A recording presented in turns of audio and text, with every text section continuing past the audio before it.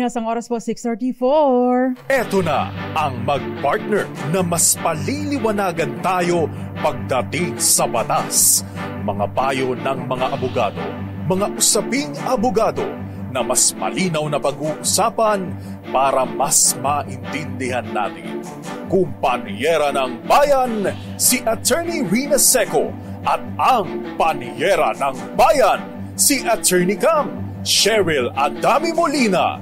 Dos Kumpanieras sa DZRH Radio, DZRH TV at DZRH Online. Bago mo kasuhan, bago ka pumirma, bago ka makipagkasundo, makinig muna sa Dos Kumpanieras. Dos Kumpanieras. Magandang gabi po, Pilipinas. Ito po ang programang Dos Kumpanieras at kami po ang inyong mga nakakasama tonight, ang mga panyera ng bayan. Ako po si Attorney Rina Seco. Ako po si Attorney Cam. Para sa DZRH, una sa Pilipinas, una sa Pilipino. Magandang gabi sa iyo, Attorney Cam. Magandang gabi sa iyo, Panyera. Marami ang mga hindi ko alam, mixed emotions tayo sa pagdating ni Alice Go.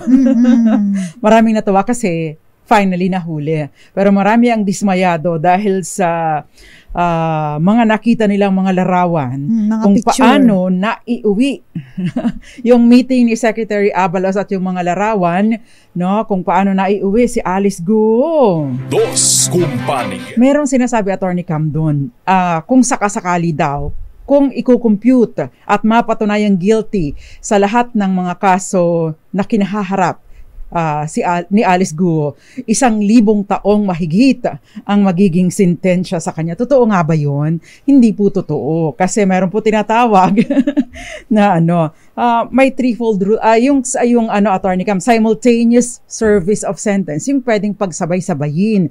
Like mga anong tawag doon, yung perpetual disqualification from holding public office. Hindi na siya makakatakbong mayor. Yung mga ganon. Pero nakasaad din po sa Article 17 ng ating Revised Penal Code na yung hindi, kumbaga, may threefold rule na tinatawag. Hanggang times 3 lang nung maximum yes. May pinakamataas na parusa, times 3 lang noon, but in no case shall it exceed 40 years. So gano'n ang mangyayari, malungkot.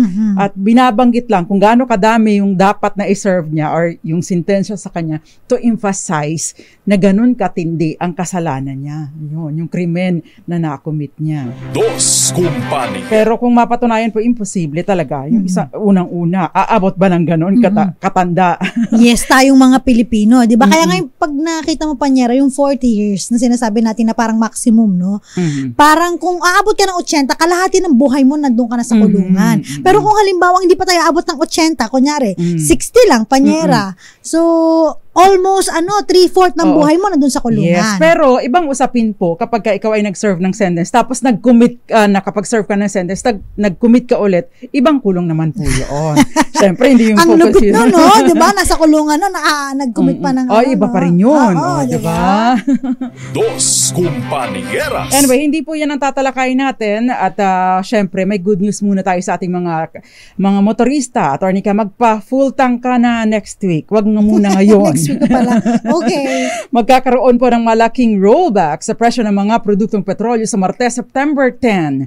Ayon po sa DOE, maglalaro sa pagitan ng piso hanggang 130 ang tapyas sa kada litro ng gasolina, habang mababawasan naman ng piso hanggang 130 ang kada litro ng diesel at 120 hanggang 135 sa bawat litro ng kerosene. Dos Kumpanieras. Yan. So, good news po yan para sa ating lahat. So, after Tuesday na kayo magpa-full tank. Paunti-unti lang muna ngayon kung medyo nasa alanganin na ora de peligro na ang inyong gasolina o diesel o kung ano man. Yan. So, at tatalakayin po natin ngayon ay may kinalaman sa utang. Light lang tayo ngayon, although mabigat na usapin pa rin ang utang. But, it's common dahil ang nagigipit sa utang kumakapit. Dos Kumpanieras. Kaya lang, marami sa atin ang problema. sa paniningil. Totoo Marami ang nagkakaroon ng amnesia or selective amnesia kapag meron ng kapag sinisingil na. Ayan. So, ang iba... Ang dami nang nagiging, sabi nga nila, anong term yun? Parang balasubas kapag yung umutang tas hindi na nagbayad. Oo. Marami dyan nagiging FO. Ang term ni Attorney Cam.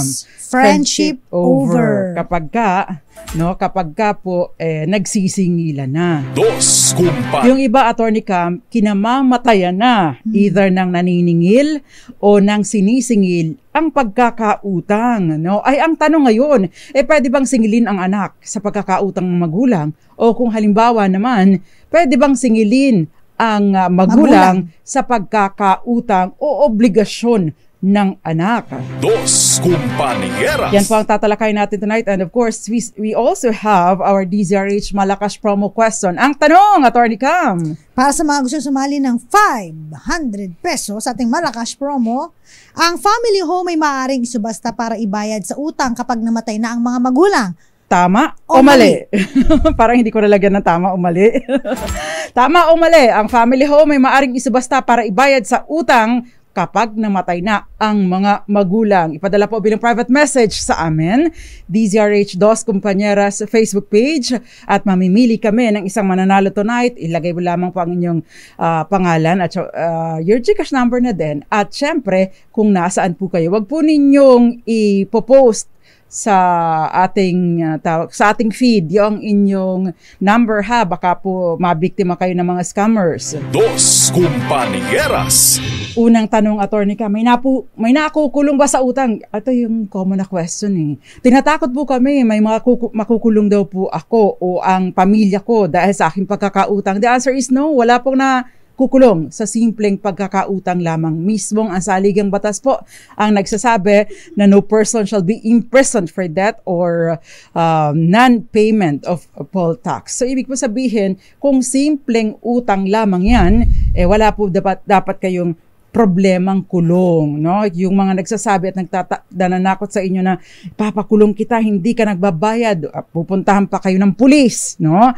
Mali po yun. Mairereklamo po ninyo ang pulis kapag ganito ang ginawa. Dos Kumpanieras. Pero ibang usapin kapag may ibang involved na krimen, no? Kagaya na lang, Attorney Cam, kapag merong nag-bounce na check, ipinambayad sa inyo, o estafa, ibig sabihin nag-employ ng panloloko o deception para po para makautang sa iyo dahil sa kanyang panloloko. Sinabi na, say for example, isinasangla ko sa iyo itong titulo ng lupa ko. Narito ang titulo, pero yun pala peke, no? Gawang rekto, no? Yung kanyang title at hindi nag-i-exist ang lupang yon, o kaya naman, Attorney Kamay, itong lupa ko totoo pala sana yung title pero hindi naman pala sa kanya registered, no? O ito lupa ko, may deed of sale na ako dito kahit hindi pa sa akin naka-title, no? So bigyan mo na lang muna ako at ito yung panggarantya na mababayaran ka, pero hindi pala totoo dahil wala palang deed of sale, kinupit lang pala yung title na ito sa iba. Dos Kumpanieras. Yun po, mayroong kulong yun, pero hindi dahil sa hindi pagbabayad ng utang, kundi dahil sa, Attorney Cam, sa inyong kalokohan. Totoo. Basta yung utang per se, hindi po yun nagiging dahilan, no? Hindi pagbabayad ay hindi yun pwedeng dahilan. In fact, Attorney Cam, kapag kayo ay pumunta na sa barangay, nangako na sa'yo, o magbabayad ako, or from time to time nangangako na magbabayaran ko sa yung utang ko sa Lunes, pero hindi rin naman. Sunod naman, sige, babayaran ko sa Biyernes, hindi pa rin naman. O parang niloloko ka na doon, no? Pero hindi po yun yung panloloko na binabanggit namin na pwedeng maging dahilan sa sasampa ng kasong kriminal. Dos Kumpanieras. Yan. So if you have questions, Attorney Cam, saan sila pwedeng magpadala ng kanilang mga katanungan? Siyempre, andyan po ang ating DZRH News Facebook, DZRH News Television at DZRH Dos Compañeras Facebook page. Huwag kalimutan like, follow, and share dahil dyan din kayo sasagot mamaya kapag kayo po ay sumali sa ating DZRH Malakas promo. Ang ating YouTube naman po, DZRH TV 4K live stream. Yan po kayo mag-comment tsaka po mag-chat sa aming chat box. Yes, thank you very much. Dos Kumpanieras. Pagpupugay muna sa ating mga taga-panood, na-miss niyo po ba kami? Kagabi, nag-replay po tayo kagabi dahil kami po ay may mahalagang pinuntahan ni Attorney Cam sa Norte. Yan. So magandang gabi po sa mga taga-Pangasinan, lalong-lalo na sa mga taga-San Carlos City. Naimbag Rabi, Ma'am Grace Recta at syempre Mirna de la Cruz, Irene Almodovar, Eduardo Narvaez, Kenneth Arevalo, Moon Beats, at syempre Roxanne Costo, si Mike Abbas, Mami Belen Rivera at Ramel Maluto, Mario Manuba, Charo Abraham at Eds Maglakas. At syempre nanonood sa atin, mawawala ba, Gael Enriquez. Magandang gabi rin po, Hermione Hildo Legaspi, Domeng Jerry Sumagaysay, Peter Lynn Sanchez na binabate ang kanyang asawa. Sabi niya, shout out po sa misis ko, si Mari Lou Sanchez, at nanonood sila sa May Muñoz Nueva Ecija. Magandang gabi rin po Ivy Gutierrez and Andy Marcos ng Igbaras, Iloilo. Thank you very much, Attorney Cam. Siyempre nanonood sa atin Cathy Rain and si Violeta Montecalvo Zambrano. Gayun din nanonood sa atin si sino pa ba itong mga nandito? Marami iba pa nanonood sa atin. Naimbag Rabi, Iba di Camposano, at happy birthday muna sa ate ko, Ching Seco Elag, happy birthday sa'yo. Dos Kumpanieras. Okay, so umpisa na po natin ang ating pagpatuloy na po natin ang ating talakayan. Sa unang tanong, kung yun bang anak ay dapat singilin sa pagkakautang ng kanyang mga magulang, or kung yung magulang ay pwedeng singilin sa pagkakautang ng anak. Pinag-uusapan po natin anak na adult ha, lagpas na ng 18 anyos. Kasi kapag ka minor de edad, syempre, ang obligasyon ng mga anak, kumbaga ay ang liability, obligasyon na na-create ng anak mo, ay obligasyon mo. Kung under sa'yo ang parental authority, natural. Yan obligasyon mo. Dos Kumpanieras. Kasi ini-impose po mismo ng civil code na obligasyon ng taong may supervision sa isang bata. Yung mga obligasyon niya. Yan. Simply put. So kasi medyo how do I say that in other words, Attorney Cam? Kasi, Panyera, naalala mo yung nag-viral na mga bata na order lang ng order. Oo. Diba? Tapos gumagamit ng credit card, online shopping. Ay, di ba paano yun? Responsibility yun ng magulang o kung sino mang guardian niya, di ba? You are responsible doon sa mga actions, na na-create ng bata na responsibilidad mo. Yes, kaya wag papahawakin ng cellphone yung mga bata ngayon. Ang gagaling. Sa mga ganitong obligasyon. Pero of course, ibang usapin kapag ka po yung criminal liability. Yes. Yung civil liability na papasa po doon sa magulang o sa taong person responsible doon sa bata. Pero of course, yung criminal liability ay personal po yun, and therefore hindi po yun nalilipat. Again, yung civil liability lamang po. Ang utang ay isang civil liability po. Dos Kumpanieras. Or civil obligation. Ayan. Kaya yun magandang reminder mula kay Attorney Cam. Pinahawak ng hindi naman pinahawak ng Attorney Cam, credit card. Kasi hindi naman lahat ng tao may credit card. Pero lahat ng tao halos ay may cellphone. At meron na silang mga GCash, mga ganyan. Merong online. Halimbawa, wala pa doon. Hindi pa alam dahil may PIN, di ba? Personal identification number. Halimbawa, hindi mabuksan. Pero merong Shopee, may Lazada, ano pa ba yung mga ganun? Na walang kailangan meron PIN. Na ngayon, how do you pronounce? Magugulat ka na lang. Shein or Shein? Shein. Meron pang Temu na nauuso ngayon na kapag ka nagbukas ka ng XF, puro commercial ang lumalabas. Totoo dyan. Di ba nakaka-imbier na? Hindi, tsaka ma-experience kami dyan sa mga ganyang meron pang Zalora. Yes. Yung kadami-dami. Napakarami po. Binanggit na lang namin yung alam namin. Pero kapag ka nakahawak yung Attorney Cam, hindi naman natin nilalag out, di ba? Yung account natin doon. Ay, bay, kung nag-order. Tapos syempre, pagdating, nakalagay doon, Attorney Cam, kasi pag nag-order ka, pag meron kang account doon, meron na kasi doong detalye ng umu-order o sinong account holder. For example, si Attorney Cam, naka-on halimbawa yung kanyang Shopee o Lazada, Temu, Shein, or whatever. Nakalagay na doon. Aba, nag-order pala ang mga anak ni Attorney Cam ng kung ano-ano. Obligasyon ni Attorney Cam na bayaran ito bilang account po niya. may kakatok na lang, Shopee, Lazada. Ayan Tapos, na pala. yung pala, order mga laruan. Yung pala, pinag-order ng mga junakis so, ibig sabihin po, responsibilidad mo yun dahil sila ay ikaw, responsable ka sa mga aksyon nila. Dos Compañeras. Kaya warning sa mga nanay-tatay dyan, ha? Kasi may nakita ako, Atty. Cam, nag-order siya ng PSP. Mahal! Libo-libo ang presyo. Abay, hindi malaman ng nanay kung sa matagal-tagal na ito, hindi malaman ng nanay kung saan siya kukuha ng pambayad. Cash, COD, Atty. Naku, cash on delivery. Diba? Ang laking problema. Paano maitatanggi? Account mo ang nakapronta doon. Account mo ang nag-order. Malaking problema yan. Dos Compañeras. Sabi ni Mamir na kaya nga tinanggal ko na ang Lazada at Shopee apps ko Kenneth Arevalo, mahirap i-dispute yan dahil account mo, no? Magpindot kahit sino pang, di mo pwede kasing ikatwiran, may nagpindot-pindot lang po dyan, hindi ko po sinasadya, pero hindi Yan. Okay, so, again, no, Ramel Maluto, yung minor de edad, pwede po nasingilin yung magulang kung minor de edad ang may kagagawan. Pero kapag ka po adult na, no? Adult na ang anak, yung pagkakautang ng anak, hindi maaaring singilin sa mga magulang. Dos Compañeras. In the same way, yung anak ay hindi maaring singilin sa pagkakautang ng kanyang mga magulang. Maliban na lamang kung, no, ito po yung exception, siya po ay nag-co-sign o nag-co-maker sa utang o sa loan. Kasi doon po sa co-maker agreement or kung nag-co-sign kayo, yun ay, tawag doon, pumapayag kayo na direkta rin kayong singilin, no? Doon sa pagkakautang na kino-sign ninyo. Hindi ko alam pa ang Tagalogin. Pareho niyong pinirmahan.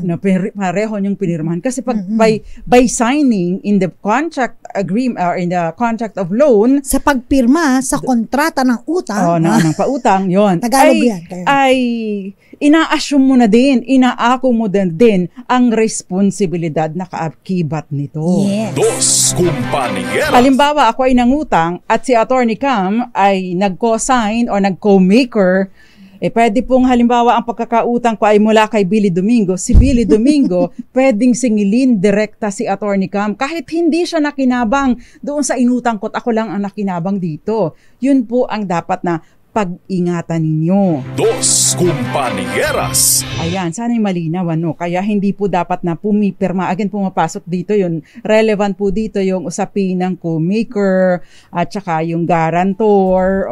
Kapag guarantor, kailan lang ba nagiging liable? Siyempre kapag guarantor or contract of guarantee, ginagarantiyahan mo na kapag hindi or kapag wala ng pambayad, no?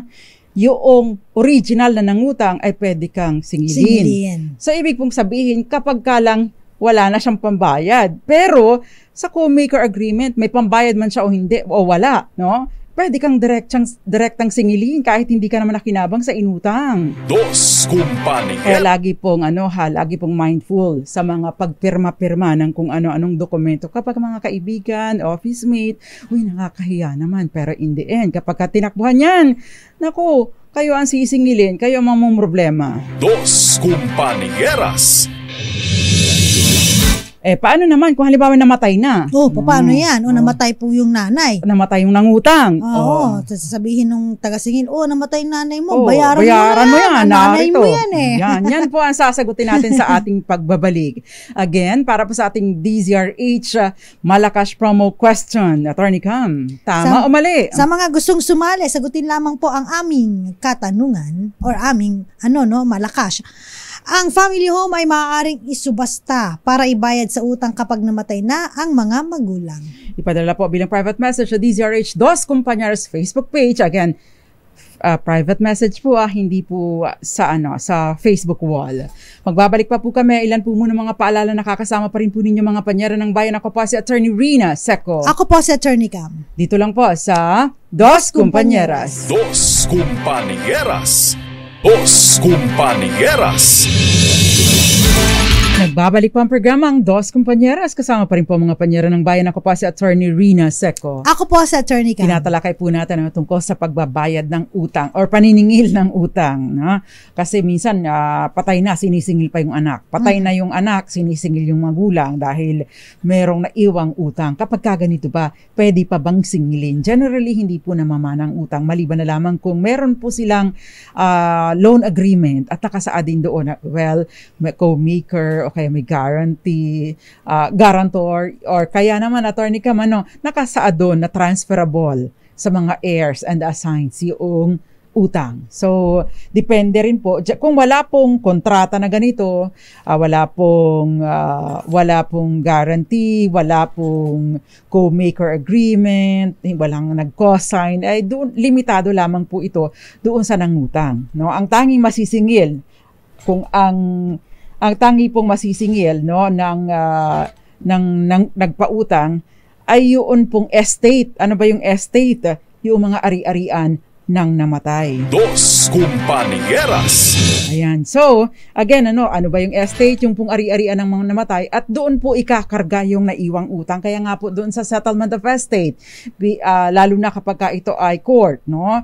Judicial settlement of estate, meron pong pagkakataon yung nagpautang na singilin or makisali sa probate or sa settlement ng estate at patunayan yung sinisingil niya. Yan. In fact, no, kapag sila po ay nagsabi na itong namatay po ay may pagkakautang sa akin, sa order of priority, nandun sila sa unahan. Bago pa bayaran ang tax, no? Bago pa bayaran ang tax at bago pa hatiin sa mga tagapagmana, yun po ay babayaran muna. Pero hindi po ito basta-basta pupunta ka lang doon.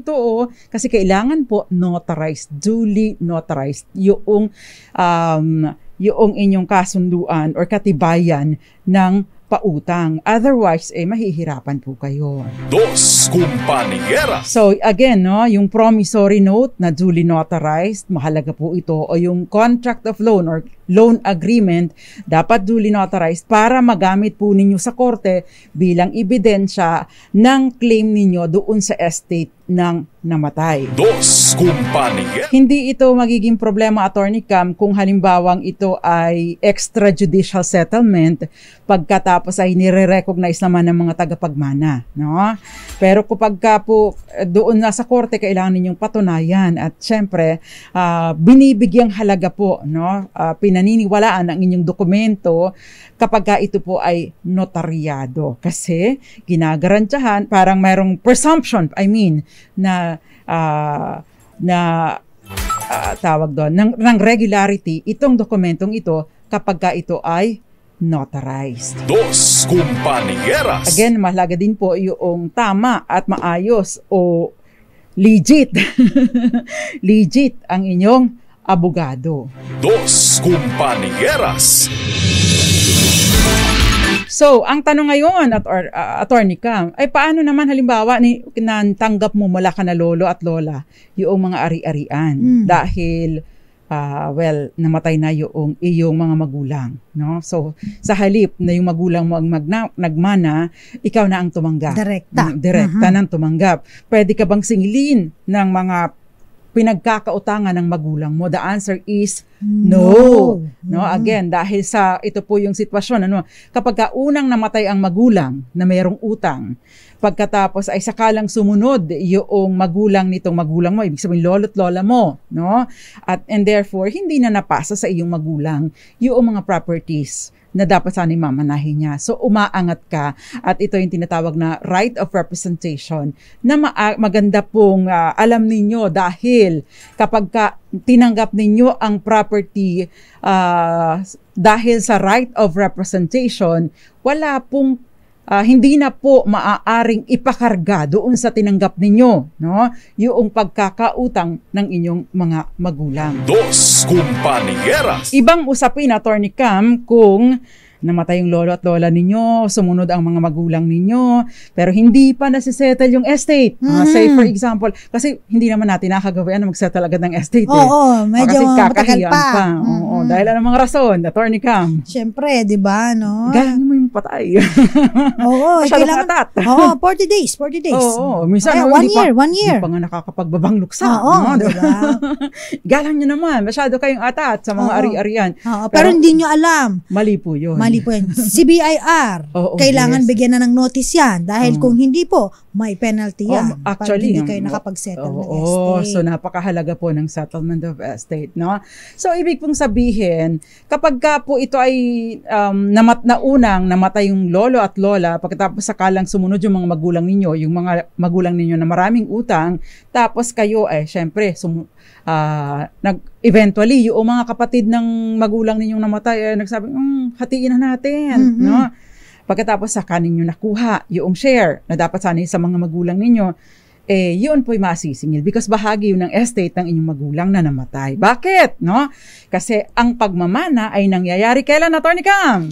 The moment na namatay ang inyong mga magulang. Take note po, ang reckoning, yung kagaya ng binanggit ni Atty. Cam, sa oras ng pagkamatay. Kasi di ba papansin niyo po yan, pag merong namatay sa ospital, binabanggit yung time of death. Diba? Napakahalaga po niyan. Kasi bakit? No? Kasi ibig sabihin, tinanggap muna nila yung property. Take note po, ang reckoning period is the time of death, hindi yung time ng partition. Kasi may pagkakataon na ang dami nang namatay, lumipas na panahon, pero nagkamatay na. Ngayon lang nagbabahagyan. No? Ibig pong sabihin, yun po ay masisingil pa, assuming na hindi pa nagpe-prescribe. Ano? Dahil bakit? Ang reckoning period ay yun pong oras ng kamatayan at hindi ang oras ng pagbabahagi ng ari-arian. Dos Compañeras. Ibig sabihin, hindi po nakakalusot. Porket matagal binahagi, hindi na maikakarga doon. Maikakarga at maikakarga pa din po doon. Ayan. So, take note po yung time of succession versus yung time of actual distribution. Ayun. Minsan nga, yung distribution umaabot pa panyera sa mga dekada. apo. Diba? Oo, kaya malaking problema, diba? Oo, tas kaya ang tawag nila doon sa lupain na namana sa mga lola, mother title. Actually, grandmother na yun. Lumang title na yun, diba? So, yun. Ayan. So, again po, yung utang ng magulang ay kanila lang. No? Pero kapag kasingilan, ang sisingilin, kung namatay ng magulang, ay yung kanilang estate. Ano ibig sabihin ng estate? Kanilang mga naiwang ari-arian. Kung kulang yung naiwang ari-arian, sorry na lang yung nagpautang. Bakit? Hindi maaring ipasagot sa mga anak. Maliban na lamang kung maker ang anak. Ayan. Dos Compañeras. May naiwan pong bahay at lupa ang mga magulang na halos magkasunod lang na namatay. Dito nakatira ang 4 na magkakapatid, mga nasa elementary at high school pa. Bali, umaasa lang sila sa mga bigay-bigay ng kamag-anak at kapitbahay. Tapos sa mga bata, nagka-car wash para sa pang-araw-araw na gastusin. Ang tanong, halimbawa, pwede bang kunin ng pinagkakautangan ang bahay at lupa dahil nga po sa naiwang utang ng mga magulang? Nakakaawa po kasi, attorneys, kung pati tirahan ay mawawalan pa sila. Dos Compañeras. Dito naman po pumapasok yung tinatawag na family home, no? Na binanggit natin or binabanggit natin sa ating Malakas promo. Sabi po kasi, no, meron po kasing family home na tinatawag ng batas na exempt from execution. Anong ibig sabihin nito? Kung meron pong pagkakautang na hindi nababayaran, may desisyon ang korte na totoo ngang may pagkakautang at therefore itong taong ito ay may obligasyon na magbayad, ay walang maipambayad. So ituturo noong nagpautang o yung creditor, ito yung mga ari-arian niya.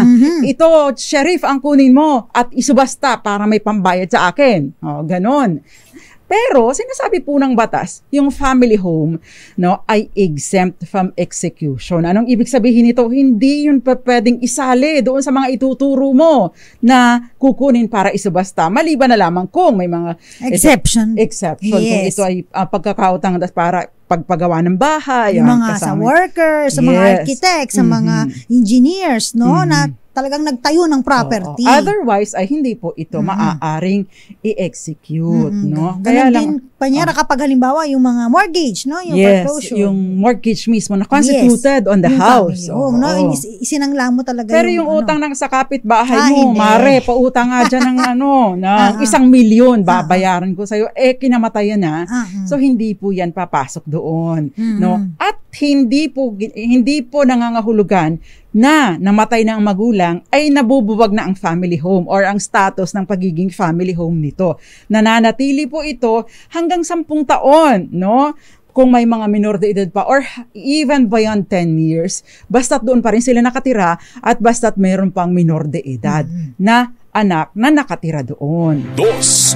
By the way, ang family home po, ibig pong sabihin, pwedeng ito'y anak, pagmamay-ari ng mag-asawa or family home na constituted ng isang panganay na anak na nagtrabaho abroad, na tinitirahan ng buong pamilya, pwede po itong pumasok doon. At kung nasa ganito kayong sitwasyon, pwede po ninyong i-invoke. Yun nga lang, the sad thing is, meron pong limit na nakasaad sa batas, hanggang parang 250,000 lang. I think, yung mga mambabatas natin yan, i-adjust nyo naman ang value kasi barong-barong na lang po ang kayang ma-afford ng 250,000 pesos. Ay, isa ko pala, Panyera, dagdag natin doon sa parang grounds na exempted yung family home. Yung non-payment of taxes, di ba, Panyera? Kapag di po kayo nagbabayad, di ba, na susubasta yan ng government. 36 months. Family home, di ba? Pag 36 months, may notice of delinquency wala ka na. Kayong, dinedman nyo pa din. Yung amilyar, di ka nagbabayad. Pero, pwede po ninyong i-avail, later on. Kasi merong, 1 taon ba yun, 2 years na condonation sa real property tax, yung bago pa lang, yung property valuation, something, kasi nagre-review po sila ngayon. Ayan. Merong bagong batas no? Again po, maari pong magpatuloy ang status ng pagiging family home ng property kahit pa namatay ng mga magulang. Basta, meron pang mga minor de edad anak at doon pa rin sila nakatira at nag-i-extend po ito lang ng 10 years pero maaring mapahaba pa basta po doon pa rin nakatira at meron pang minor de edad. Ang minor de edad po ay below 18. Kaya kung halimbawa namatay ang magulang na 1-year-old pa lang, ang bata, ay count 10, siyempre may minor de edad pa basta doon pa rin sila nakatira. So, maaring mag-extend hanggang 17 anyos na yung pinakabatang miyembro ng pamilya. Kaya gagawin dyan, magkakaroon ulit ng anak. Ay, hindi namatay na nga Hindi, yung 17. Hindi yung mga ganon na. Nakakalata. Ayan. So, Attorney Cam, next question. Ito, may question dito. Dapat po bang ipanotaryo at iparehistro kung halimbawa po umutang po pero meron pong isasangla, especially kapag real property? Yes, kailangan po para maging valid yung mortgage po, kailangan po ito po ay ipanotaryo, iparehistro at ipa-annotate niyo po sa Registry of Deeds para naman po binding sa third person, at alam ng publiko na itong property na to ay pala. May encumbrance. Yes, may pananagutan. Curious lang po, sa ospital, kapag may na-confine tapos lalabas na, sino po ang may responsibility doon na magbayad? Hindi ba dapat, halimbawa, dapat utang yun ng na-confine? Kung patay na, bakit sinisingil pa? Patay na nga ang may utang. Na mimiloso po lang po. Attorney, makes sense. Attorney Cam, makes sense, no? Bakit nga ba naman, di ba kung ang utang ay hindi na mamana? Yes. Di ba, paano pag namatay na yung nasa ospital? Siyempre, the estate. Pero, take note po, sino po bang kasama niya nung kayo ay dinala nyo sa ospital? Di ba, Attorney Cam, ikaw yung naka-experience na magpa-ospital dahil ikaw ay nanganak. Sinong pumipirma? Alam mo, Panyera, yung kapatid ko kasi na nabuntis noon, wala pa siyang kasama noon. Alam mo, ako ang pumirma, Panyera, pero ang unang tanong sa akin, ano pong ikukulate? Sabi ko, yung gulong po ng sasakyan. Ako ang pumirma, Panyera. So, kung tutuusin, si Attorney ka masisingil. Yes. Bakit? Kasama po doon sa parang form, registration ba yun? Yung pinaprocess mo para ma-confine. Kasama dun, di ba, hinihinga ng detalye ng mga kaanak. Di ba? May declaration address, pati yung mobile number. So, hindi ka talaga makakalusot. Doon, nag-a-assume ka, ginagarantihan mo, or ina-assure mo sa ospital na pag hindi po siya nakabayad or singilin niyo po ako bahala. Sagot ko po yan. Kaya nga po, kapag lumabas na ng ospital, hindi ka basta-basta makakalabas. Lalo na kung hindi ka dun sa ward. Kadalasan, Panyera, no? Kapag yung mga kakilala natin, ang sinusubasta naman, mga tricycle. Kasi alam mo naman tayo mga Pilipino, yun ang pangunahing pangkakabuhayan, especially ng mga driver natin. Makikita mo sa ospital, daming nakatenga na tricycle. Diba? Oo. Naiwan na siya doon. Kaya, again, pag tinubos nila yun, so kailangan bayaran mo. Baka hindi nyo na alam na pag pumirma kayo doon sa kapag ka nirehistro nyo ang tawag doon? Kapag ka inirehistro nyo yung nag-fill out kayo ng form sa ospital, kayo pumirma doon, kayo ang nag-a-assume ng responsibilidad na tinitiyak nyo sa management ng ospital na babayaran ko yan, sagot kita. Dos Compañeras. Joseph Abalos, magandang gabi sa'yo. J. Lance Mercado, magandang gabi sa'yo. At syempre, si Gael ang tinatanong, pinupuntir yan ng mga gustong sumagot sa ating DZRH Malakas promo question. Attorney Cam, next question before we pass for commercial. Ito, sagutin natin mamaya, no? Pwede bang, attorney, papaano po kung ang nangutang lang ang pumirma sa utang niya?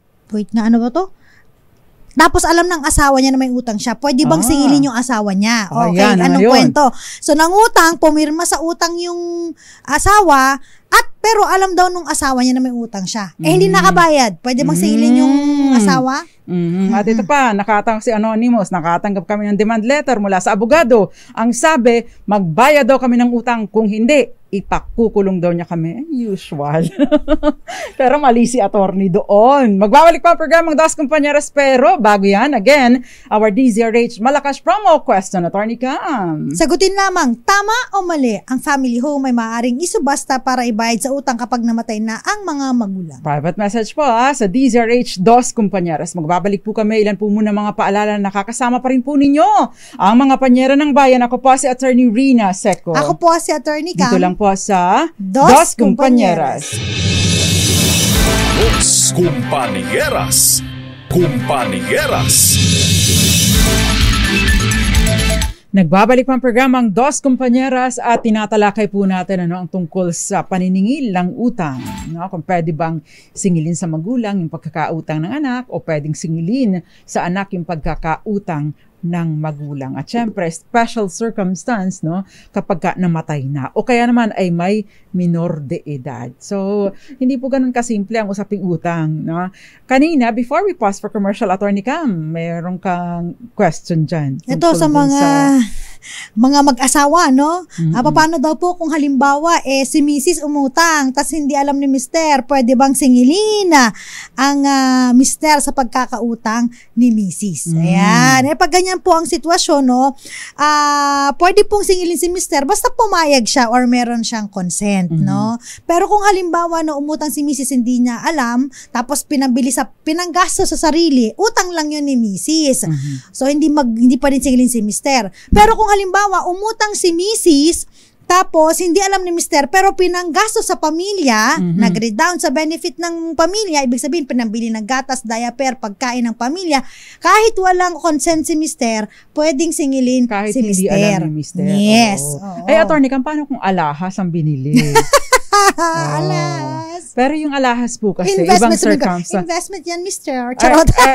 Kasi ang alahas po kasi ay deemed conjugal. No? So, ibig pong sabihin, sakad inyong dalawa. And therefore, pwede po ninyong ipa-cargo. Investment, no? Kasi conjugal po, di ba?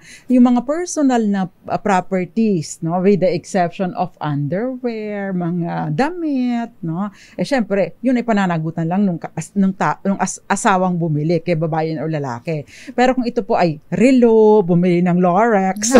Lorex, grabe mo yan, Lorex. Saan mo nabibili yung Lorex na yan, ha? Bumili ng Patek, ay syempre, million. No? Ay, mahal yan. No? So, ibig pong sabihin, diba, pang magiging pagmamay-ari yan ninyong dalawa. Kahit si Mrs. lang o si Mr. lang ang nagsusuot. Dos Kumpanieras. So, pwede mong yung pinag-utangan o pwede mong singilin. Comment lang po. Kaya ang mga mangutang, lalong kumakapalang apog, Totoo matatapang. yan. Isipin Totoo mo, Pilipinas, relihiyoso pero karaniwan, uutang na walang intensyong magbayad. Totoo yan. Nakakahiya, karaniwan yan. At tanggap na natin kung sino pa ang tumulong, siya pa ang may kasalanan, siya pa ang mali. Mali na ang takbo ng pag-iisip natin. Sabi niya. Ito yung question na Attorney Cam, nakatanggap ng demand letter mula sa abogado. Ang sabi, magbayad daw kami ng utang dahil kung hindi, ipapakulong daw niya kami. Anonymous. Siyempre, mali po yun. Mali po si attorney. O baka naman peke po yung abogado na nagpadala sa inyo niyan. Kasi, kung abogado yan, alam niya na wala pong nakukulong sa utang, no? Maliban na lamang nun, kung pumapasok doon sa estafa o kaya naman ay doon sa bouncing checks dahil nag-issue kayo ng check na nag-bounce, in which case, kailangan po munang dumaan sa legal na proseso bago pa magkaroon ng kulungan. Again, no? Magsisimula ito sa pagsasampa ng, first step is demand letter. Susunod pupunta sa prosecutor's office para mag-file ng demanda. Tapos kayo may sasagot. Pagkatapos pa, sasagutin sila at sasagot ulit kayo. Magre-resolve ang prosecutor. Sasabihin niyo, may probable cause to hear the case in court. So, ipa-file sa korte. Saka pa lang po mag-i-issue ng warrant of arrest. Pero, normally, in bouncing checks, wala na pong kulong, no, na ipinapataw. Dos Kumpanieras. Attorney Cam, next. Paano po kung ang utang ay wala pong kasunduan? Tiwala lang po ang itinaya ko. Huwag kayong tataya. Nako, ang hirap ng tiwala lang. Pag ganyan na walang kasulatan, kasi di ba sabi nga ni Panyera, usually ang contract of loan, dapat yan pinapanotarize pa kapag halimbawa ipapresent sa court, Panyera. Pag ganito po, makakasingil pa rin naman po kayo, pero makakahingi kayo ng saklolo sa court hanggang 6 years, no? Oral ito no? Pero pag nasusulat kasi 10 years. 10 So, importante na, yun, pag tiwala kasi minsan, yun hindi na nga, enough. doon nasisira ang tiwala at doon nasisira ang pagkakaibigan, pagkakapamilya, lahat na. Kaya nga po, pag kayo ay magkaibigan, huwag kayong mag-utangan. Nakakasira ng friendship, no? Syempre ikaw, pag siningil mo, pag hindi ka binayaran, sasama ang loob mo. Pag siningil mo naman siya, sasama ang loob niya. Diba? So, manghingi na lang po kayo. Diba? At yun ang tiyak, walang bayaran yun. Dos Kumpanieras. Kung makakahingi kayo, di ba? Okay, next, Attorney Cam, sabi niya, hindi po utang. Pero paano po yung ganito, attorney? Yung nanay ng bata, namatay. Tapos yung tatay, namatay na din. Pero yung tatay po kasi ay may legal na pamilya, may asawa, at may mga anak na may magagandang trabaho. Pwede bang manghingi ng sustento sa legal na asawa nung tatay ng bata o kaya ay sa mga half-brothers at half-sisters ng bata? Dos Kumpanieras. Okay, ito po yung papasok dito, Attorney Cam, yung order of support. No? Meron kasing provision sa ating family code kung sino yung may obligasyon. Pero yung pong asawa, yung asawa ng legal na asawa noong taong may responsibilidad na namatay na, wala po siyang pananagutan sa anak ninyo. No? Ang punto lang dito is that dapat ay nakibahagi ang inyong anak sa settlement ng estate, no? So ibang usapin yung sustento, iba po yung usapin yung tawag doon, yung share doon sa mana. Now, as to sustento, yung order of support kasama doon yung kapatid, no, na obligado magsuporta or magsustento sa isa't isa. Yun. So, kailangan yung manghingi or mag-file ng petisyon kung hindi kayo papansinin. Dos Kumpanieras. Mas maganda po dumulog na kayo sa abogado or pwede kayong dumulog sa public attorney's office. Nag-a-assist naman po sila ng ganito. Pati yung pag-demand, no, para makasali siya doon sa pagkuha or pag-partition ng mana. So, importante po na magpakita kayo ng ebidensya na siya nga ay anak nitong taong namatay. Dos Kumpanieras. At kayo po ang tatayong guardian. Sabi ni Mary Rose, hello po attorney, paano po kung yun ang utang ay binlock ka na niya at di mo na siya makontak.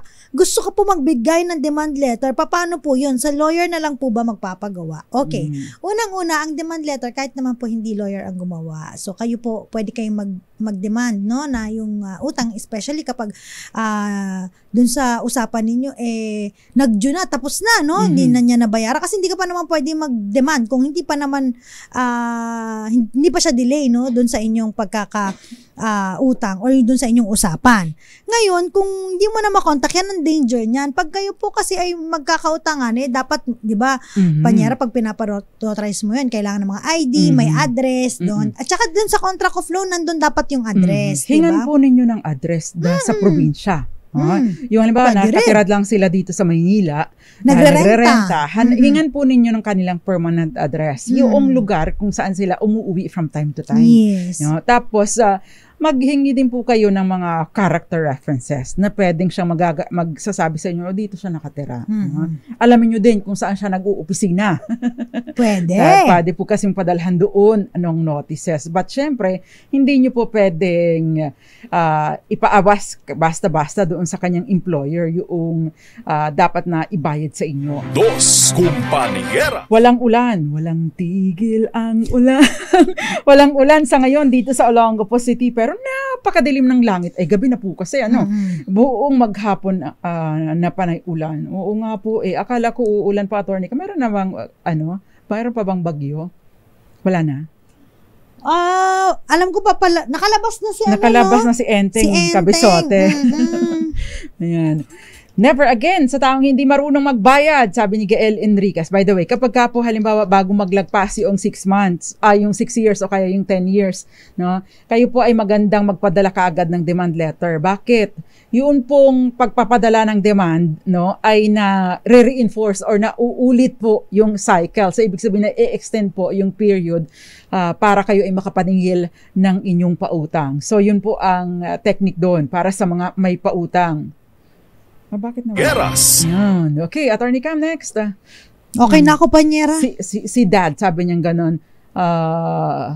Attorney Rina at Attorney Cam, good evening. Ask ko lang po, may episode po kayo ng case ng Carlos Yulo at yung mother niya. Hindi po ayaw po natin makisawsaw sa kanilang issue. Pero may mga talakayan po kami tungkol doon sa disinheritance. May talakayan po kami patungkol doon sa obligation to support. Ayan, meron po kami mga previous na talakayan doon. Dos Kumpanieras. Sa experience ko po, attorney, sa naiwang utang ng mama namin, kami pong mga anak ang sinisingil at tinatakot pa mula po 12,000 ay umabot ng halos 300,000. Dahil sa interest. Attorney Cam, napakalaki naman ito. Compute mo nga. Talaga naman po kahirap ng buhay namin, lalo naman kasi tinataasan ng interest ng aaway pa po at namamaya. Di na ako iginalang pati po sa pagtuturo ko. Ako si teacher si ma'am. Sinusugod po ako sa school. Minumura ako at tinatakot po ako sa harap ng mga pulis, pati mga kaibigan ay piniperwisyo. Pupils pala, hindi police. Pupils, pati mga kaibigan ko piniperwisyo, sinisingla, tinatakot din sa kaunting halaga. Kalaki ng perwisyo sa buhay ko. Sana marami pa po kayo matulungan. Actually, meron pong circular dito pa ang SEC at ang Bangko Sentral, yung tamang paniningil ng utang. Malamang ito OLA. Attorney Cam. Online lending app. Online lending app. Yun po yung pwede po ninyong ireklamo yung mga pananakot. So, pwede pong threats, no? Pwede po yun. Pamamahiya, libel, yan, pwede po. O kaya sa online, cyber libel. Pwede po ninyong gamitin ang mga probisyon na ito ng mga batas na ito patungkol dyan sa paninirang puri at pananakot. Ang revised penal code meron po. Dos Kumpanieras. Okay, sa tanong na tama o mali, Attorney Cam. Para sa ating malakas question, ang family home ay maaaring isubasta para ibayad sa utang kapag namatay na ang magulang. The answer is hindi po. Mali. Hindi pwedeng basta-basta na i-extend po ito basta may minor de edad pa na anak at doon pa rin sila nakatira. Congratulations sa iyo. Nanalo ka ng 500 pesos. Mirna Zarate sa Quezon City. Si Attorney Cam po ang magpapadala ng inyong premyo. Congratulations sa iyo. Antabayanan po ang susunod na programang Lunas at Lunas Extension. Nakasama po natin sa kabila sino nga ba yun? Si Billy Domingo, ngayon din si Ray Taladro. Kami naman po mga panyera ng bayan. Ako po si Attorney Rina Seco. Ako po si Attorney Cam. Para sa DZRH, una sa Pilipinas. Una sa Pilipino. Happy weekend po sa inyong lahat.